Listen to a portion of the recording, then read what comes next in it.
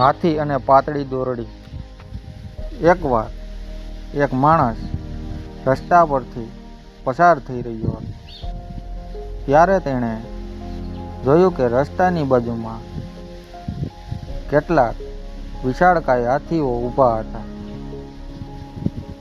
તેને એ જોઈને નવાઈ લાગી કે આટલા મોટા શક્તિશાળી પ્રાણીઓને સાંકળથી નહીં પણ માત્ર એક સામાન્ય પાતળી દોરડી વડે બાંધવામાં આવ્યા હતા.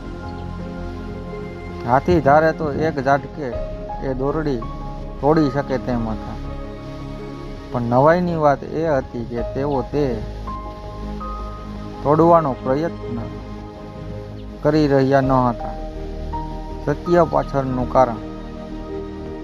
તે માણસે નજીકમાં ઊભેલા મહાવતને પૂછ્યું, ભાઈ, આ હાથીઓ આટલા શક્તિશાળી હોવા છતાં આ પાતળી દોરડી કેમ નથી તોડતા?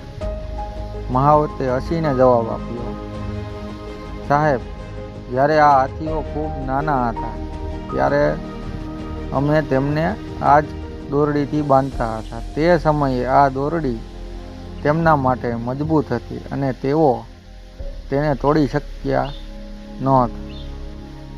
વારંવાર પ્રયત્ન કરવા છતાં નિષ્ફળ જવાથી તેમના મનમાં એ વાત બેસી ગઈ કે આ દોરડી તોડવી અશક્ય છે. આજે તેઓ મોટા થઈને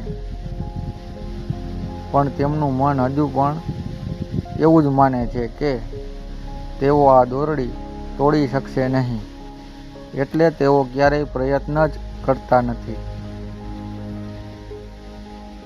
આ વાર્તાનો બોધ. આપણામાંથી ઘણા લોકો આ હાથી જેવા જ હોય છે. ભૂતકાળમાં મળેલી કોઈ એક નિષ્ફળતાને કારણે આપણે માની લઈએ છીએ કે આપણે આ કામ ક્યારેય નહીં કરી શકીએ. આપણે આપણી આસપાસ માનસિક મર્યાદાઓની દોરડી બાંધી દઈએ છીએ. નિષ્ફળતા અને શીખવાની પ્રક્રિયાનો એક ભાગ છે.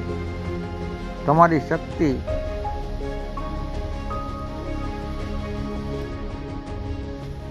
તમારી માંસપેશીઓમાં નહીં પણ તમારા વિચારોમાં છે. દુનિયા તમને રોકે તેના કરતાં તમારો પોતાનો ડર તમને વધારે રોકે. યાદ રાખો, જો તમે માનો છો કે તમે કરી શકો છો તો તમે અડધી જંગ જીતી દીધી છે.